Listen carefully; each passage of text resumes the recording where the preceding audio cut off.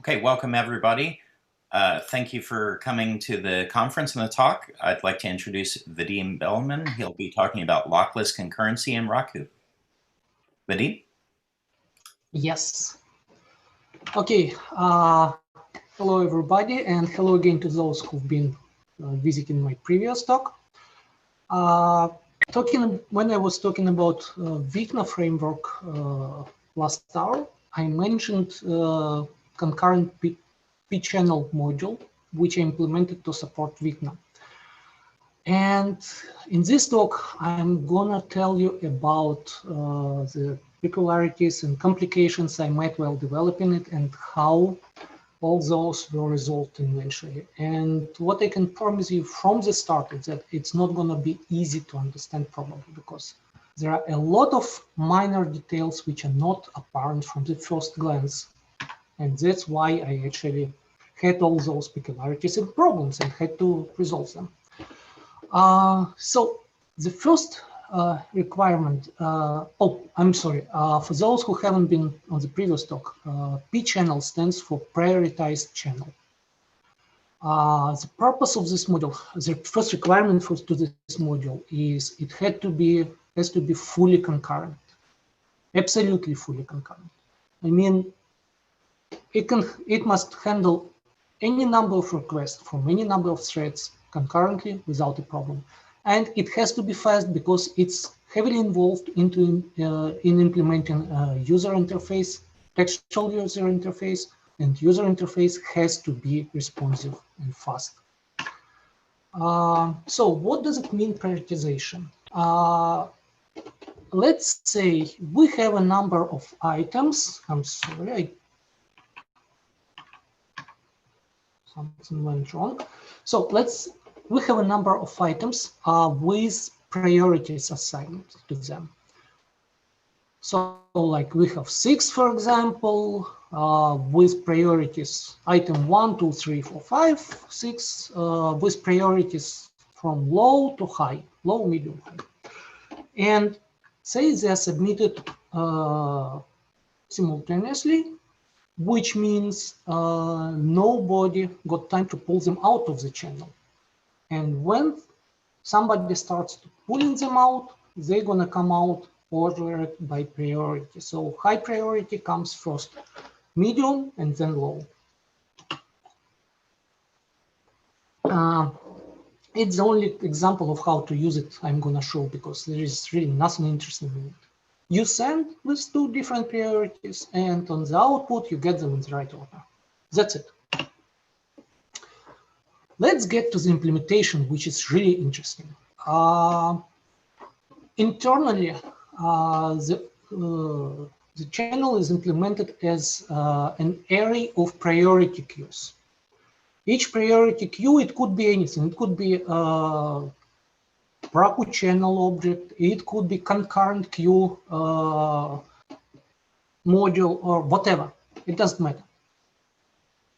What most important is that it's something where we push things and we pull them out of there. Again, in concurrent manner, we can do so. Prioritization is implemented by the order of reading from those queues, so that we start with the higher priority and we read down to the lower priority. The first item we manage to pull out of a queue is the one we need, and this is what we return to the consumer. Simple, but what if we have many priorities? It's going to be slow, because each time on each pull request, we iterate over 1,000 of them, for example. This is the problem I'm going to solve with concurrency, and the problem is about optimizing things. But before we get there, please raise your hand, someone who doesn't know what Compareandswap operation is. Because if there is any person not knowing it, I need to tell about it. So I guess everybody knows what Compareandswap. Okay. Oh, yes.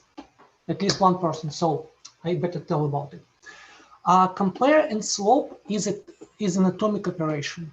Atomic means that it operates on one object in memory, and when it operates it, no other operation with this object is possible, so that the result of the operation is guaranteed. What Compareandswap does is shown in this example below. It takes our target, which it operates upon. It takes a value which we expect to see in this target, and we take a value which we want to swap the value in target with. I mean, the value we want to see in the target eventually. And if target contains what we expect, the operation is successful. Value goes into target, and cache returns us the old value which was in the target. Why it is important is, for example, we have a situation like this. We update a variable. We expect it to be 42, and we need to write 13 into it, and it works. But what if in another thread, same thing happened, but the variable is set to a different value? So when things come to our code, we expect 42, but variable contains 41. And we fail, and it's a noob situation, and it means we didn't succeed. So we lost concurrency here, and we need to do something about it. And because we get the old value returned, this check allows us to know that we failed in this situation or we succeed. Another form of compare and swap operation is this one, which uses a block or a code reference operation. And this form actually guarantees the target would be updated with value which is returned by this operation. The way this form works, a value from target is submitted to this code, to operation. We can do whatever we want with this value inside the operation, and then we return some value. And this value is going to be stored into the target. And if target didn't change while we're doing calculations inside of operation, then the value we returned will be stored into the target. But if target did change, then we repeat all these things again. We take the new value from the target, we submit it, we calculate it, we get a value, and we try to store it into the target. And we loop over it until we succeed. So this way we guarantee the target will be updated, and it will be updated in the most safe manner, so that we don't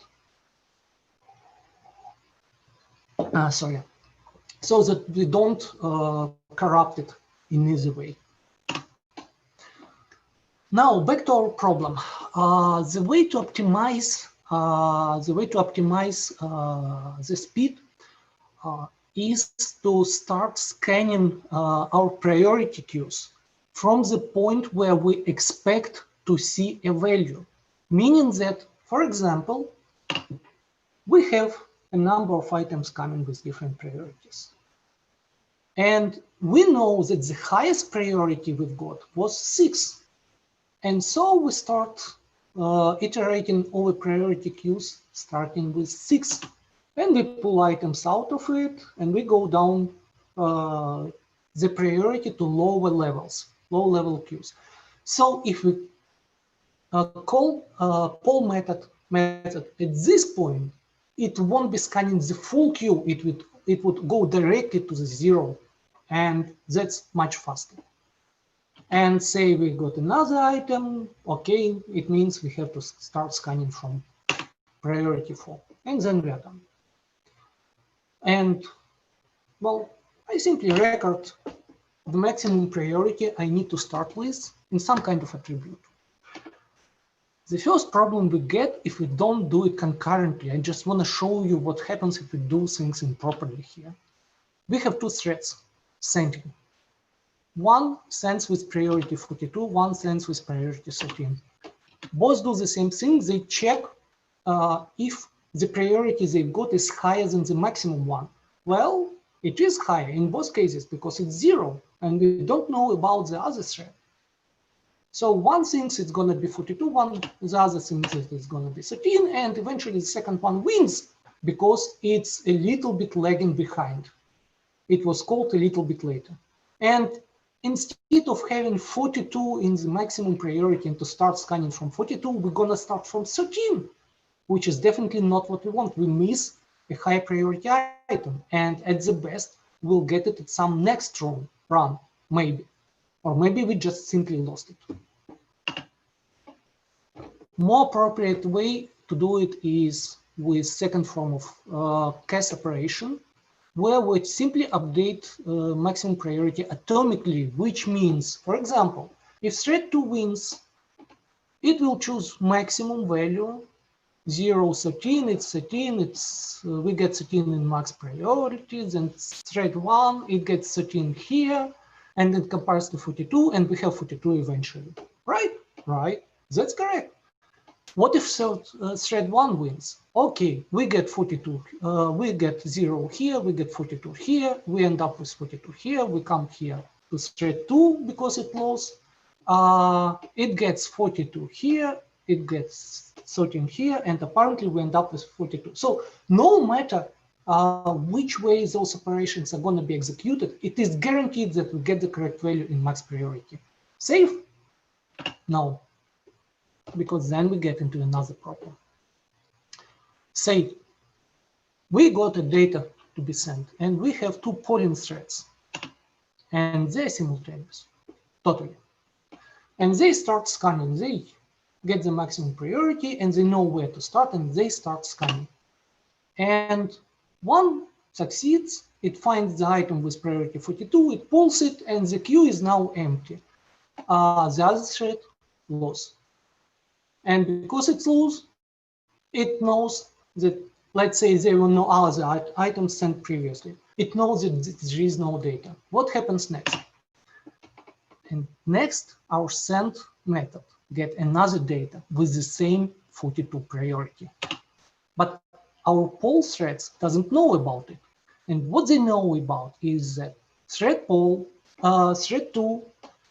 it found some data, and it doesn't know if there is any other data in the priority queue 42. And for this reason, it records for itself that I found data here, and I'm going to keep it this value. And thread 3 knows that there is no data, so it fallbacks down to the lowest possible priority to 0.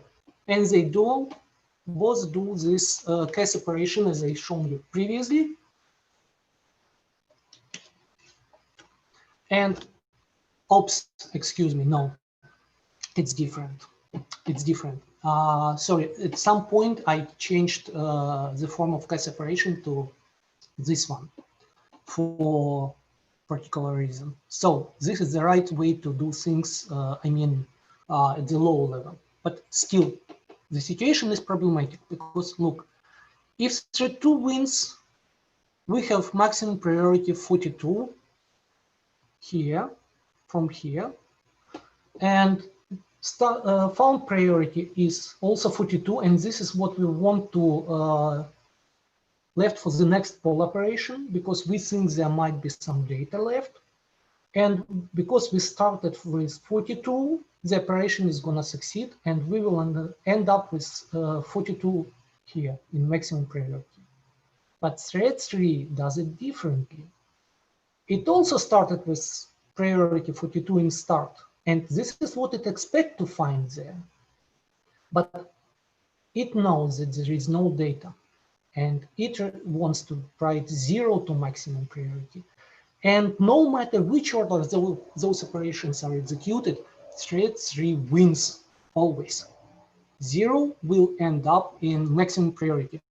Say if it started a little bit early and managed to write 0 here, when second thread comes to this point, we have 0 here, and we have 42 here, and the whole operation is lost.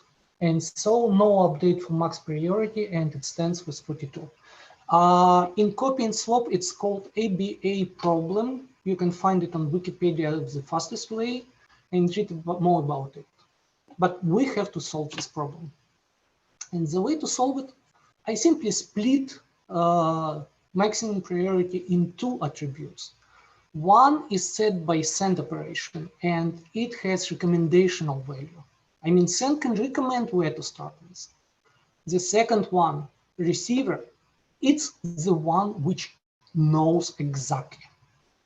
He's the one who is in charge here. And here what it does.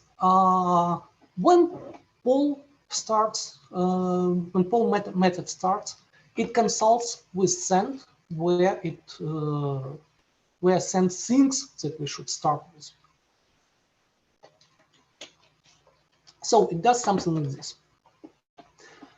And when we got value from send, note, we reset it to 0. This is because we are the thread which gonna be calculating the next maximum priority for other poll methods, which gonna be called later. Then poll have to decide which queue it has to start with.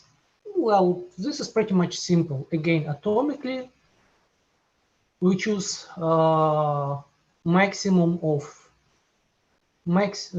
our receiving priority, where we think we should start with send. The primary point at this moment is that our maximum pointer must always go higher in the beginning. It must not go down. For example, send maximum priority can change in two ways only. It can either go higher or it goes straight to zero. No other way. This is consistent.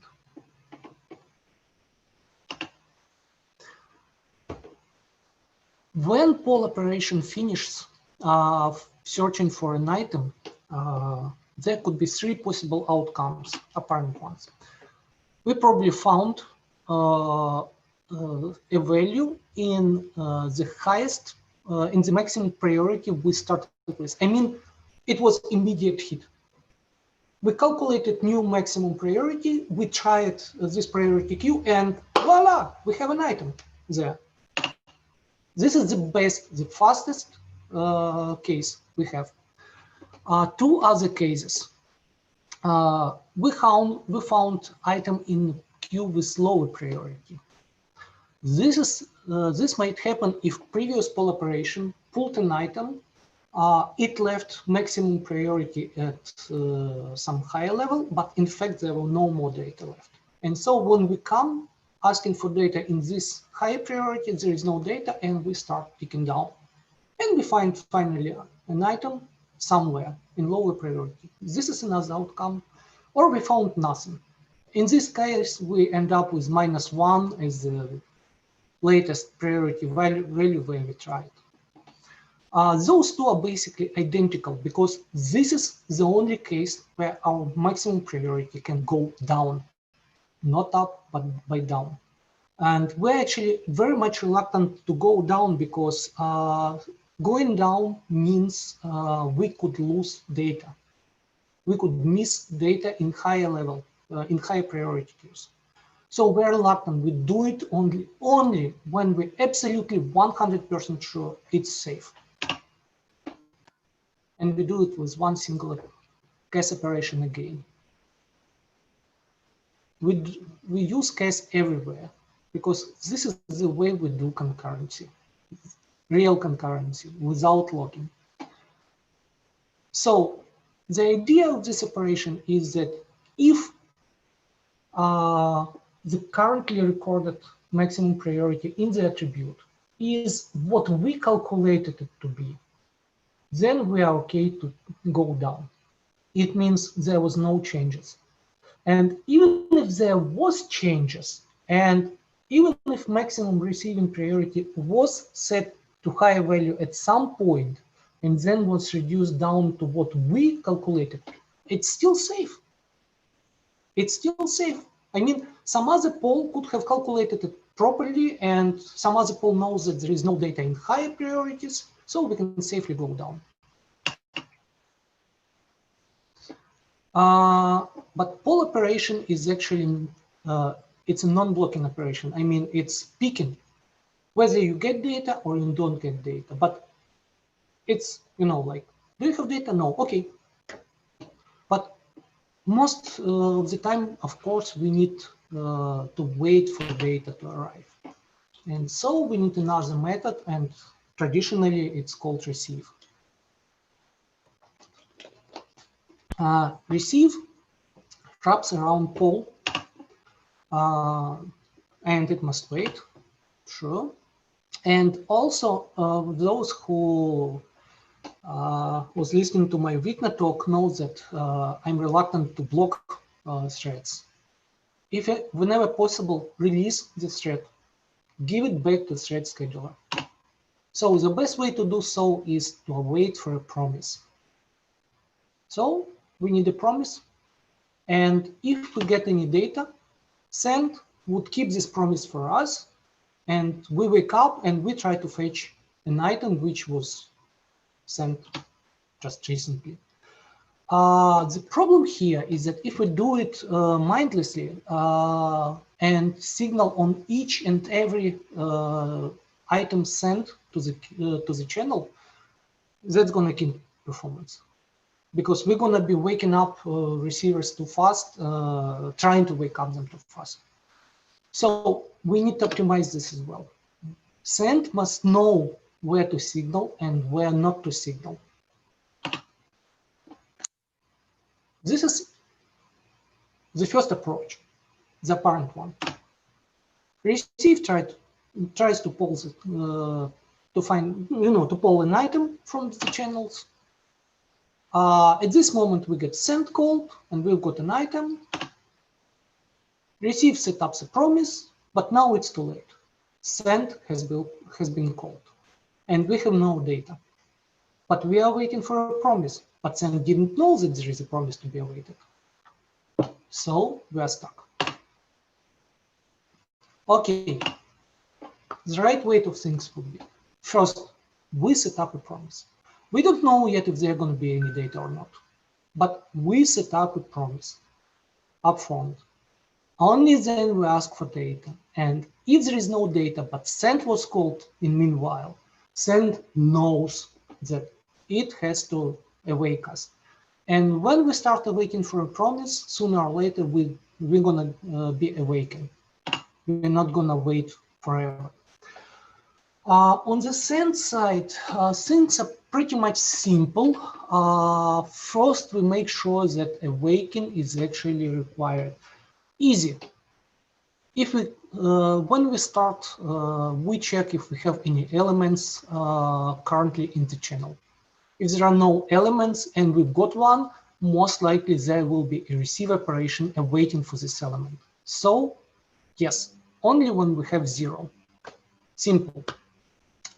Then we push this item onto the queue. But a thing which I forgot to write in here is that before pushing the item onto the queue, we actually increase the number of elements in the queue. And by the way, we do it atomically. Number of elements is an atomic int data type. You can find about it. Why we do so? The reason is logical. Since the item was passed to send method, the item belongs to the channel. So we have this item in the channel. And even though it's not pushed into any priority queue yet, we have it. And also it helps later to synchronize things with receiver. When item pushed, we take special attribute array promise, and we reset it to nil unconditionally. We always reset it to nil. And resetting to nil, it, in Perl 5, it means set it, make it undefined. And apparently, yes, we do case again. I didn't want to overwhelm you with case operations. And now actually the attribute can have a defined value in it. It can contain a promise or it may not. Since we reset it and unconditionally, at this moment, it doesn't matter whether it has a value or not. But later we check if we got anything, if we got any promise.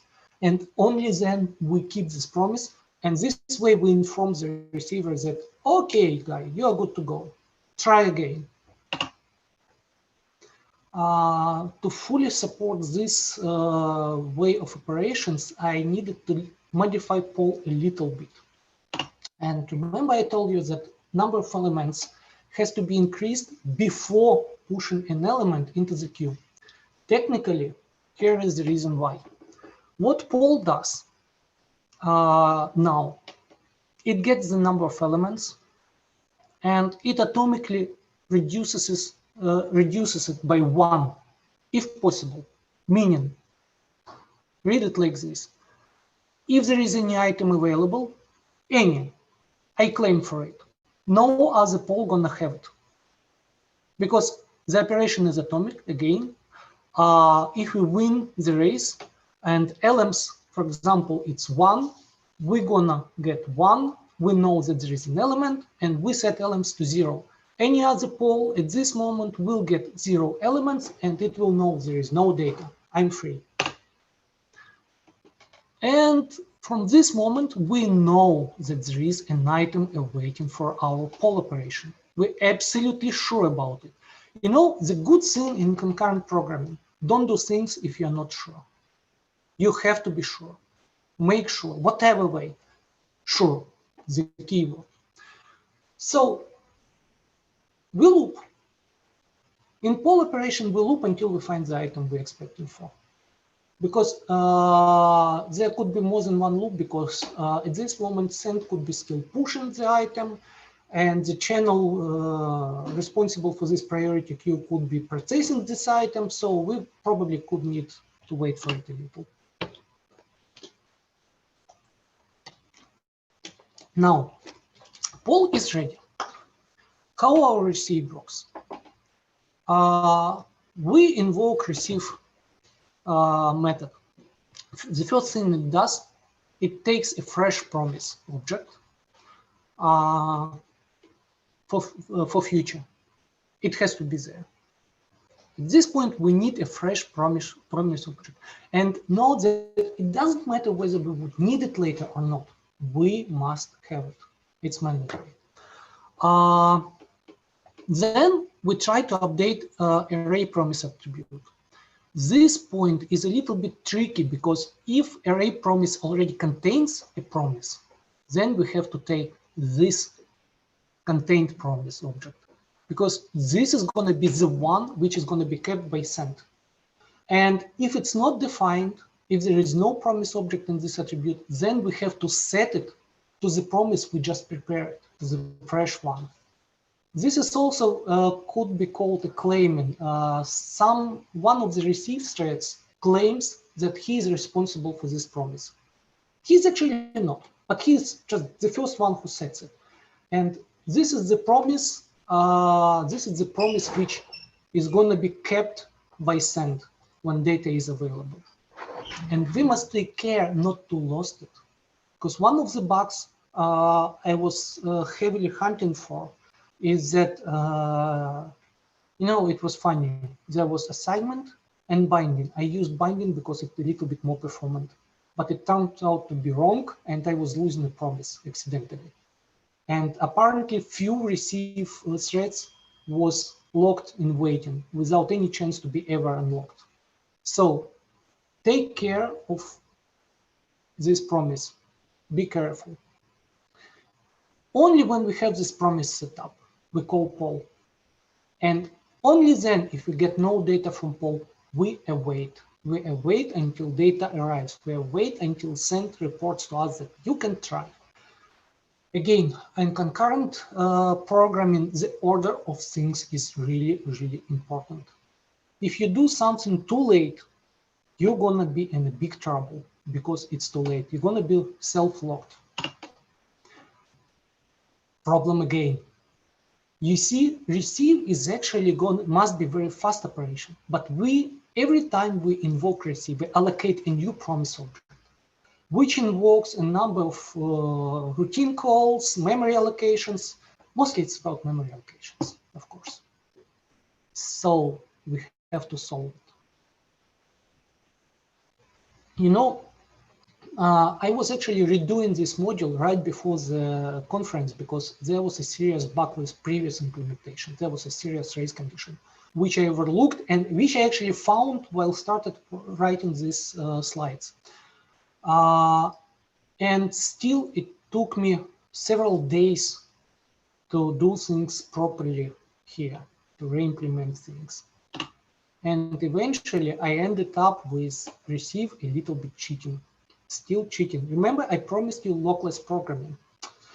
Look, this is almost the final code of receive, except it's just one branch of it.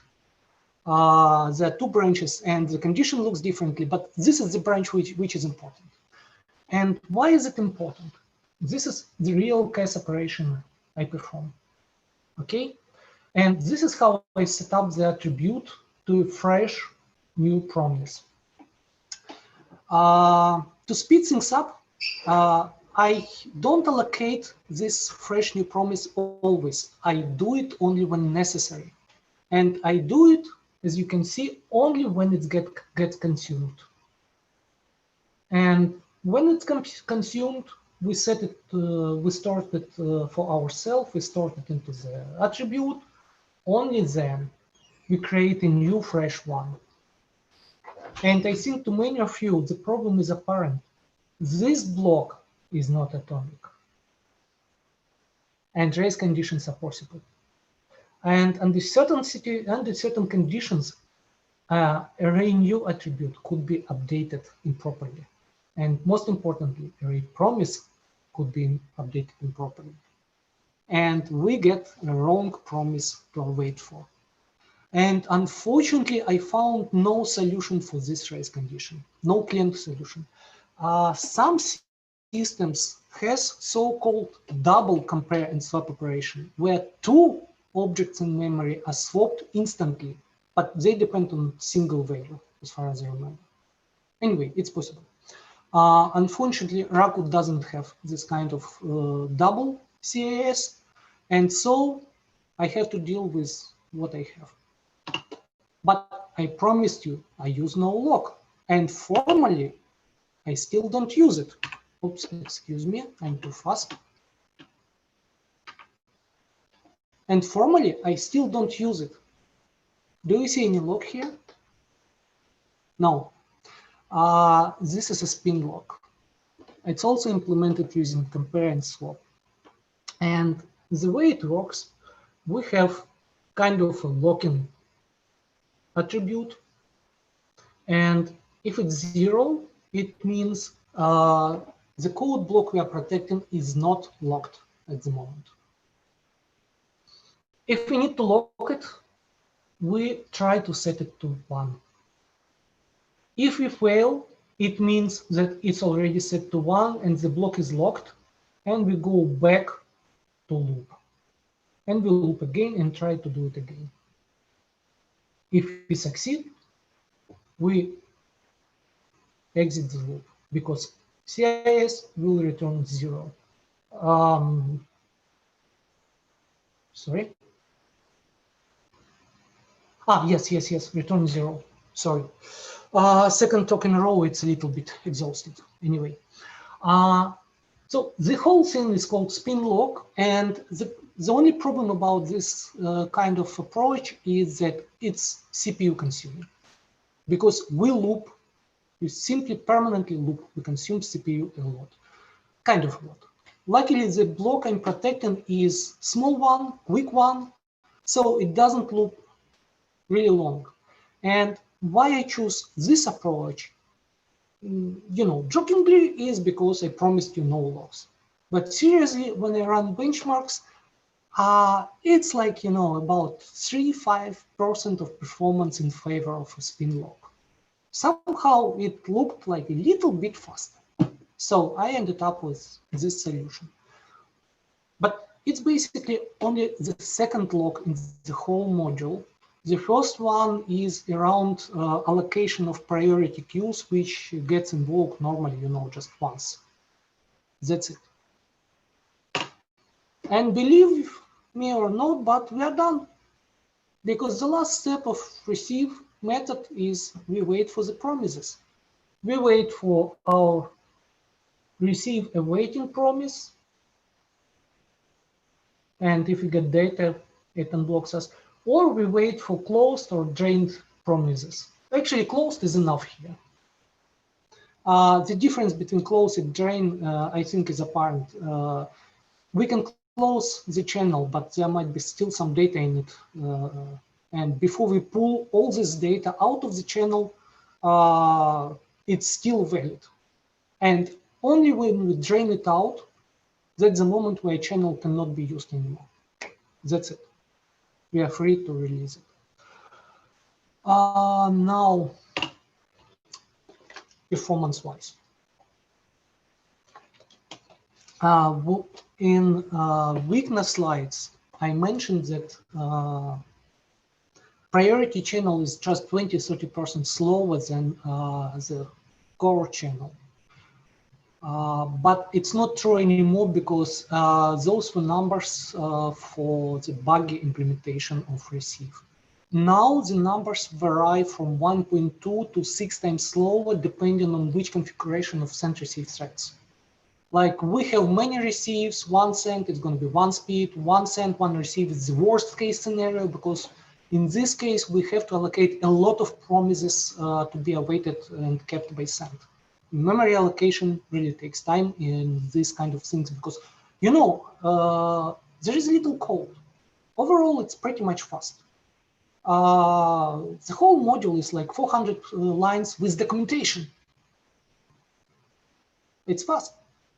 But because we have to allocate a lot of memory once in a while, it's slower than I would like it to be in some certain scenarios. But still, sometimes I see it in even faster than channel. A little bit faster, like 2–3%, no more. But still, it's possible. It happens. Something else I wanted to tell you. CPU consumption, when I was talking about this spin lock and I mentioned that it's about CPU consumption, keep in mind that compare-and-swap operations are always about a little bit of CPU consumption. You're always going to waste a little bit of CPU cycles because the idea behind those fully concurrent operations is that we try, and if we fail, we repeat and try again. And when you have many concurrent threads fighting for the same resource, it's possible that you're going to be waiting longer than expected. So in some really heavy load configurations, it might happen that it would be cheaper to use lock. So be careful with this and think about it. But in situations as simple as with priority channel, with my implementation, full concurrency through Compareandswap and promises are really great thing and really helpful. Yep, I think I'm done. So yes, I think I'm done. So if you have any questions, you're welcome.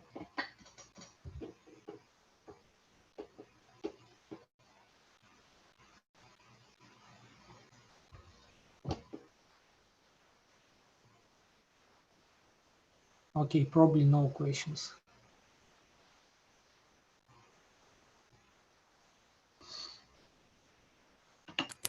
Actually, I got a question, I think. Can you hear me? Mm-hmm. Yes, I do. You said something interesting in passing, I thought, about how you'd made a mistake by using binding with a promise. And you somehow lost the promise that way. Could you explain Uh, a little bit what exactly happened? yes.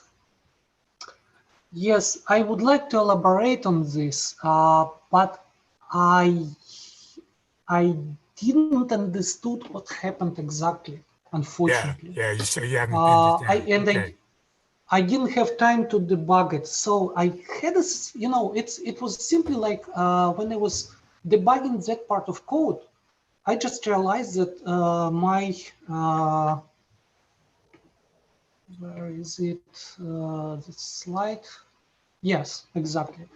I just realized that somehow I get this promise, which I'm actually awaiting for, different from what gets stored into the attribute. Hmm. And when I started looking for it, the only suspicious line was, okay, now it's probably better to